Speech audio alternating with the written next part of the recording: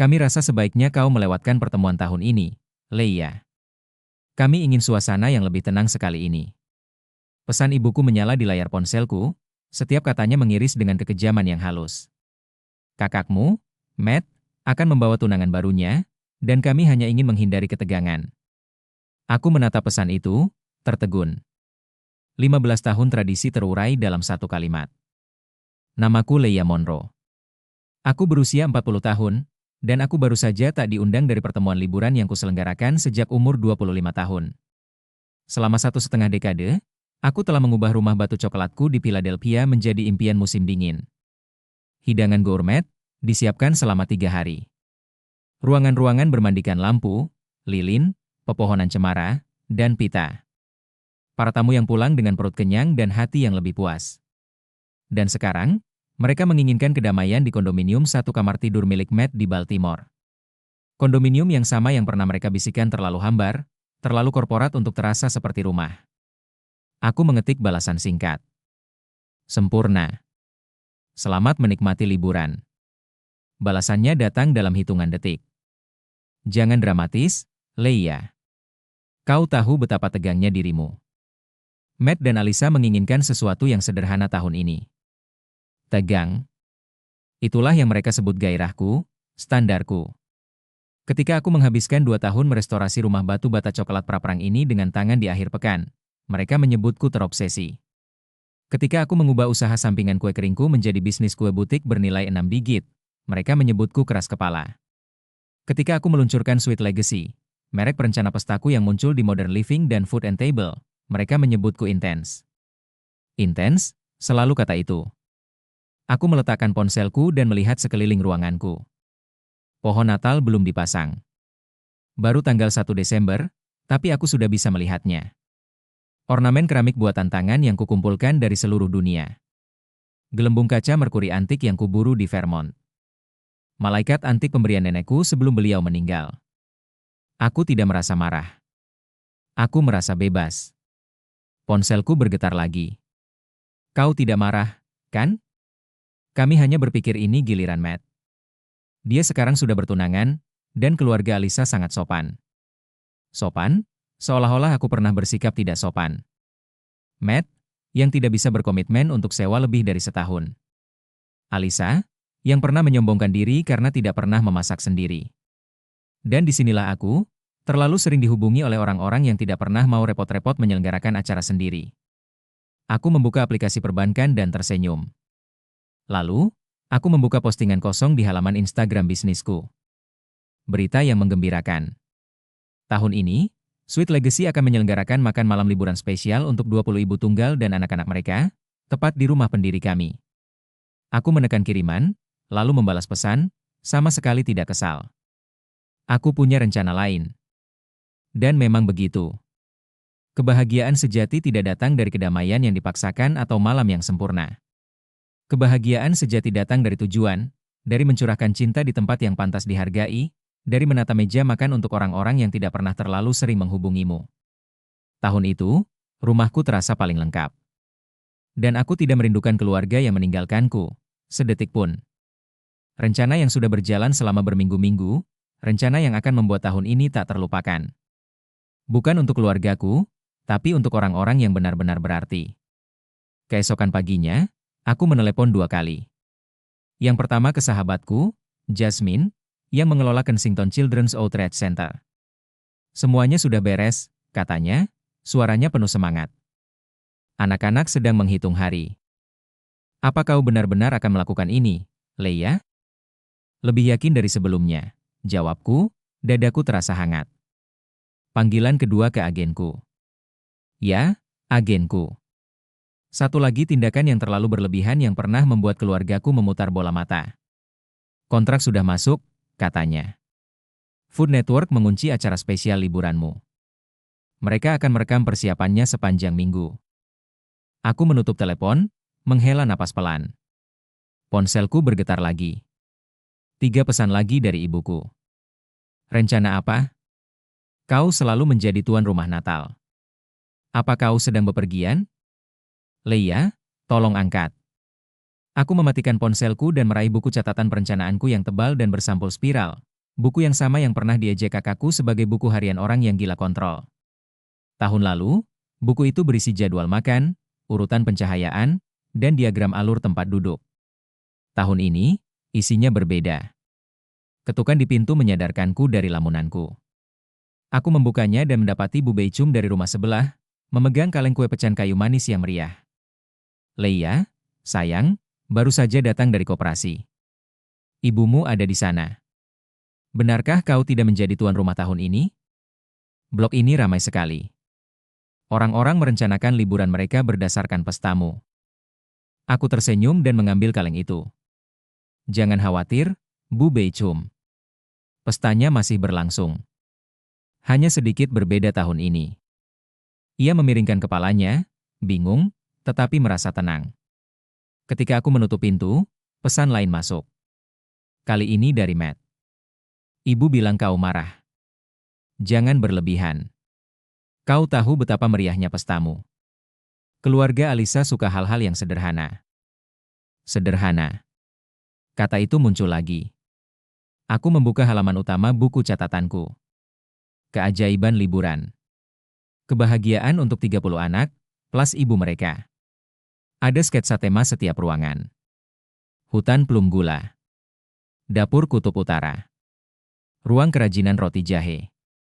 Tidak, sederhana tak ada dalam kamusku, dan memang tak perlu ada. Biarkan mereka merayakan Natal kecil mereka yang membosankan dengan percakapan sopan dan sari apel hangat. Aku tidak marah. Aku tersulut emosi. Liburanku akan mengubah hidup, dan mereka tak tahu apa yang telah mereka tinggalkan. 2 minggu berikutnya berlalu begitu indah. Sementara keluargaku mengirimkan pesan samar yang diliputi rasa bersalah, kru Food Network merekam setiap momen indah.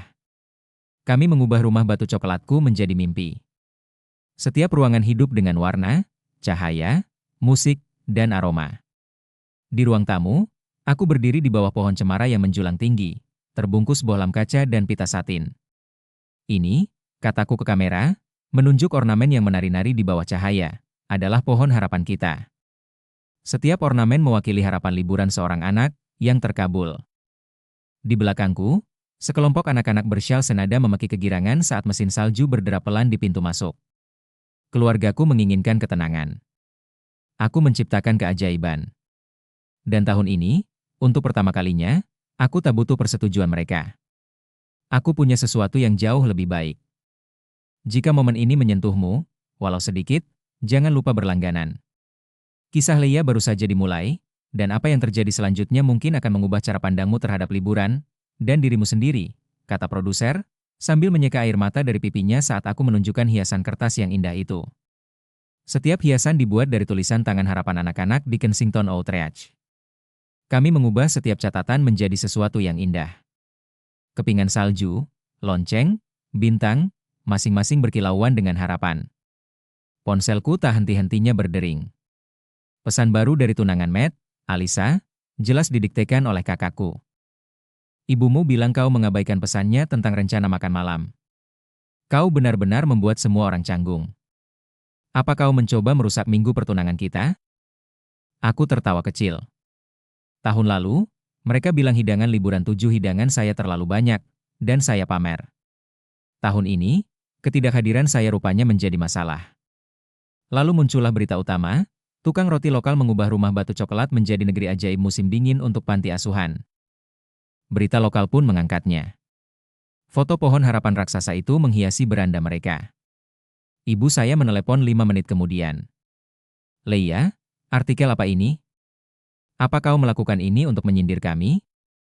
Saya memperhatikan dari jendela saat para sukarelawan memasang lampu di gerbang diskusi depan saya, bersenandung sambil bekerja. Tidak, Bu, kataku tenang. Saya melakukan ini karena, sementara kalian semua mengejar kedamaian, 30 anak di kota ini belum pernah merasakan liburan yang sesungguhnya. Hening, lalu suaranya, lebih pelan dari yang pernah kudengar. Tapi bagaimana dengan keluarga? Saya tidak ragu sedikit pun. Tepat, Bu. Bagaimana dengan keluarga? 1 jam kemudian, sebuah pesan suara dari ayah saya. Geramannya yang biasa melunak menjadi sesuatu seperti kekhawatiran. Putri, kakakmu bilang Alisa sedang kesal. Dia pikir pesta ini cuma soal kau yang mencuri perhatian. Gak bisa ya? Datang saja ke rumah mereka untuk makan malam? Sederhana saja. Tapi aku tidak lagi menginginkan kesederhanaan. Tidak lagi. Aku sedang membahas lampu-lampu dengan Jasmine ketika pintu depan terbuka, dan hembusan udara dingin menerpa lorong. Matt sendirian untuk pertama kalinya. Dia berdiri di serambi, matanya terbelalak, menatap rumah yang telah disulap. Tangga besarnya dihiasi karangan bunga dan emas. Ruang makan kini menjadi satu meja panjang, untuk 35 anak dan staf. Di dapur, persiapan telah dimulai untuk pelajaran membuat kue yang akan kami rekam bersama anak-anak. Kue gula, roti jahe, dan coklat panas buatan sendiri. Apa? Ada apa ini? Tanyanya pelan. Aku tersenyum dan menunjuk ke sekeliling. Beginilah seharusnya rasanya liburan. Bukan hanya tenang, tapi penuh sukacita, cinta, dan kemurahan hati. Lalu matanya beralih ke kru kamera di ruang tamu. Itu acara Food Network? Memang, kataku. Ternyata, pesta-pestaku yang meriah itu persis seperti yang mereka cari. Acara spesialnya tayang di malam Natal. Wajahnya memerah. Jadi, ini tentang mempermalukan kita. Aku menyerahkan sebuah map. Di dalamnya ada foto-foto dan surat-surat dari setiap anak yang akan merayakan di sini. Bukan, Matt. Ini tentang memberi mereka keajaiban yang dulu kuciptakan untuk kita, sebelum semuanya terasa terlalu berat untuk semua orang. Dia membalik halaman perlahan, ekspresinya melembut setiap kali membalik halaman. Leia, kau harus pergi, kataku lembut. Kau harus merencanakan makan malam yang tenang, ingat? Keluarga Alisa sudah menunggu. Suara Matt menggema saat dia melangkah keluar. Pintu tertutup di belakangnya. Jasmine meremas lenganku pelan. Adikmu tampak terkejut. Dia bukan satu-satunya yang akan terkejut, kataku, sambil memeriksa ulang halaman terakhir di buku catatan rencanaku. Semuanya berjalan sesuai rencana. Malam itu, ibuku menelepon lagi, yang ketiga kalinya dalam 2 hari. Leia, sayang, ayahmu dan aku sedang mengobrol. Mungkin kami agak terburu-buru. Rumahmu benar-benar sempurna untuk Natal. Bu, kataku lembut, semuanya sudah berjalan lancar. Pusat anak-anak mengandalkan ini. Food Network sudah menyiapkan kru mereka. Tidak ada jalan kembali sekarang. Ia ragu-ragu. Aku bisa merasakan ia mencoba menimbang kehilangan, bukan kehilanganku, melainkan kehilangan perhatian, karena terabaikan dari sesuatu yang telah menjadi acara liburan paling ramai dibicarakan di kota ini. Tapi kita tetap keluarga, ujarnya. Memang, jawabku, sambil memperhatikan para relawan menggantungkan bintang-bintang kecil di atas jendela depan. Dan terkadang, keluarga perlu belajar bahwa kedamaian tidak datang dari membungkam seseorang. Kedamaian datang dari memberi ruang bagi siapa mereka sebenarnya. Aku menutup telepon, dan segera, sebuah pesan masuk, kali ini dari Melissa. Matt ingin tahu apakah kamu butuh lebih banyak relawan besok. Aku tersenyum. Aku sudah melihat betapa ia menikmati prosesnya. Aku menambahkan namanya ke shift malam. Mungkin beberapa tradisi memang layak dipertahankan, hanya saja tidak seperti yang diharapkan keluarga saya. Saat malam Natal tiba, selimut salju segar mengubah kota menjadi seperti kartu pos. Rumah batu coklat saya berkilauan dengan cahaya hangat dan musik lembut, setiap jendela memperlihatkan sekilas keajaiban. Anak-anak mulai berdatangan dalam kelompok-kelompok kecil, mantel mereka berdebu salju, mata mereka terbelalak kagum. Selamat datang di keajaiban liburan, saya menyapa mereka di pintu, sepenuh hati saat mereka melangkah ke negeri ajaib yang telah kami bangun. Kamar-kamar dipenuhi kegembiraan. Kedai coklat, pojok mendongeng, stasiun kerajinan, kelas membuat kue. Di ruang tamu, pohon harapan berkilauan dengan ornamen yang terbuat dari harapan tulisan tangan setiap anak. Matt telah membantu memasang lampu taman malam sebelumnya. Kakakmu sering bicara tentang liburan yang tenang, katanya, saat kami memasang lampu kelap-kelip di pegangan tangga. Tapi beginilah seharusnya rasanya liburan. Pukul 7 malam, acara spesial Food Network ditayangkan. Keajaiban liburan bersama Leia Monroe. Aku terlalu sibuk menghias kue dan membagikan syal untuk menontonnya langsung, tapi Jasmine terus memberiku kabar terbaru. Internet sedang ramai. Sudut kecil kami di Philadelphia sedang tren. Pukul 8 malam, bel pintu berbunyi. Aku membukanya, dan di sanalah Alisa. Matanya merah, suaranya lirih. Aku baru saja menonton acara spesialnya, katanya. Leia, maafkan aku. Kami salah. Ia melangkah masuk, menikmati hangatnya cahaya, tawa, dan rasa takjub. Selama bertahun-tahun, kami menyebutmu intens, tapi kau sungguh ajaib. Di belakang Alisa berdiri orang tuaku, keduanya tampak tercengang, malu sekaligus takjub. Ibuku menggenggam sapu tangan bermonogram, matanya berbinar-binar, sementara ayahku hanya menatap pemandangan di dalam rumah batu coklatku. Anak-anak sedang menghias kue di dapur. Yang lain tertawa sambil mencoba syal baru mereka di dekat perapian. Udara berkilauan dengan musik, cahaya, dan sesuatu yang bahkan lebih dalam. Sukacita, suara ibuku memecah momen itu. Cara anak-anak itu memandangmu, bisiknya. Seperti itulah penampilanmu bertahun-tahun lalu, saat kau merencanakan Natal, sebelum kami mulai merayakannya terlalu berlebihan. Aku berdiri di ambang pintu dan memperhatikan wajah mereka saat mereka menikmati semuanya. Ruang tamu, berkilauan dengan cahaya lembut, suara-suara bernyanyi selaras, kehangatan terpancar dari setiap sudut. Kedamaian datang dalam berbagai bentuk, kataku akhirnya. Terkadang dalam keheningan, tetapi terkadang dalam kekacauan sukacita. Ayahku melangkah maju, lalu, tanpa sepatah kata pun, memelukku erat. Putri, gumamnya, kami lupa apa arti Natal yang sebenarnya. Bisakah kau memaafkan kami? Sebelum aku sempat menjawab, sebuah suara kecil memanggil, Nona Leia, cepatlah kemari. Itu Sophie, salah satu gadis termuda dari pusat penjangkauan. Tommy baru saja menemukan hiasan harapannya di pohon. Aku menoleh ke keluargaku dan tersenyum. Maukah kau melihat seperti apa keajaiban liburan yang sesungguhnya? Mereka mengikutiku masuk, melewati lampu-lampu yang berkelap-kelip dan kepingan salju kertas saat kami berjalan menuju ruang tamu. Di sana berdiri Tommy, 8 tahun, biasanya begitu pendiam hingga ia hampir tak berbicara saat membuat kerajinan tangan, menggenggam hiasan dengan tangan gemetar. Di dalamnya ada sebuah catatan, kau telah dipertemukan dengan keluarga barumu. Mereka akan bertemu denganmu malam ini.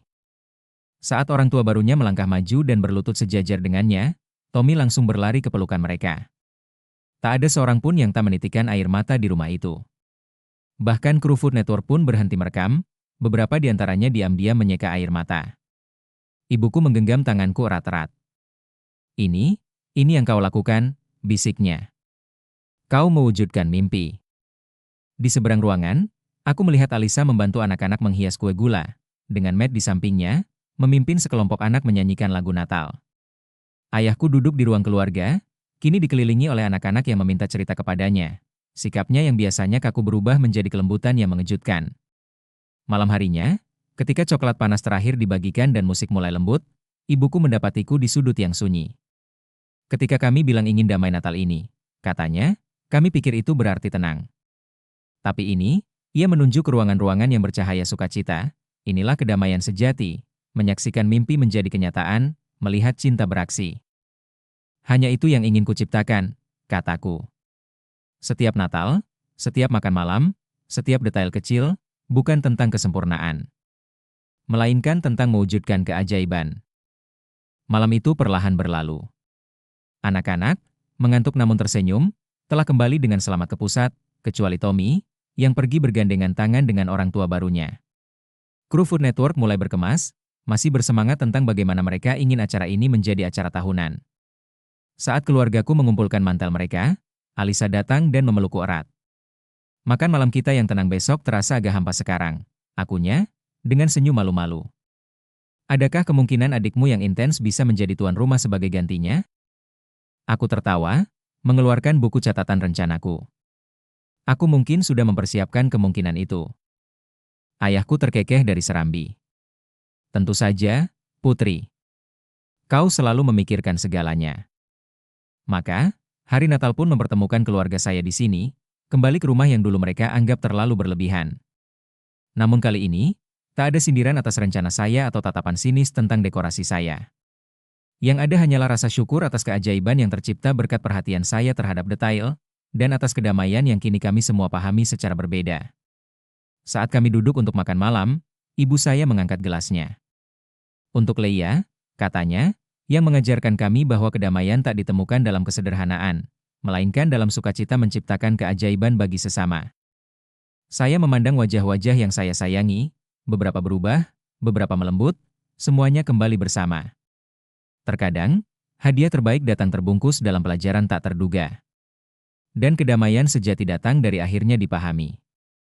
Jika kisah saya menyentuh hati Anda, meski hanya sedikit, saya ingin mendengarnya dari Anda di kolom komentar.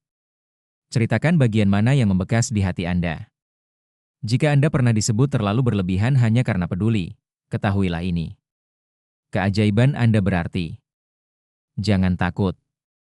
Ciptakan dengan berani, cintailah dengan lantang, dan jika Anda percaya pada mengubah rasa sakit yang terpendam menjadi tujuan, berlanggananlah.